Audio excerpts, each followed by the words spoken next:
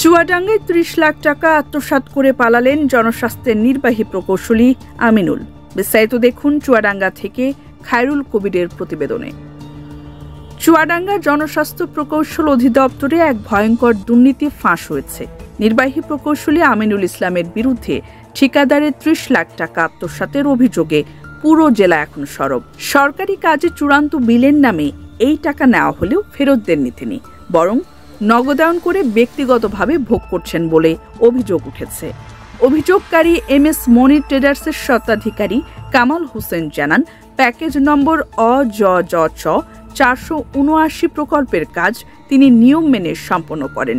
কাজ শেষ হওয়ার পর চূড়ান্ত বিল ছাড়ের সময় নির্বাহী প্রকৌশলী আমিনুল ইসলাম সরাসরি 10 লাখ টাকা করে 3টি পে অর্ডার দাবি করেন। বাধ্য হয়ে 2024 সালের 9 জুলাই গোপালগঞ্জ স্ট্যান্ডার্ড ব্যাংক শাখা থেকে 30 লাখ টাকার ওই 3টি পে অর্ডার ইস্যু করে তার হাতে তুলে দেন। কামাল হোসেন অভিযোগ করেন, বারবার অনুরোধ করলেও প্রকৌশলী টাকা ফেরত দেননি। উল্টো নানা অজুহাত দেখাচ্ছেন, তার ম্যানেজারের সঙ্গে অসদাচরণ করেছেন এবং অফিস কক্ষে প্রবেশে বাধা দিয়েছেন।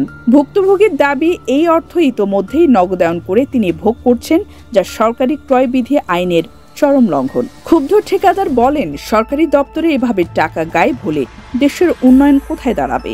আমি এই বিষয়ে লিখিত অভিযোগ করেছি এবং মাননীয় উপদেষ্টা সচিব, প্রধান প্রকৌশলী সহ সংশ্লিষ্ট কর্তৃপক্ষকে জানিয়েছি, কিন্তু এখনও কোনো ব্যবস্থা নেওয়া হয়নি।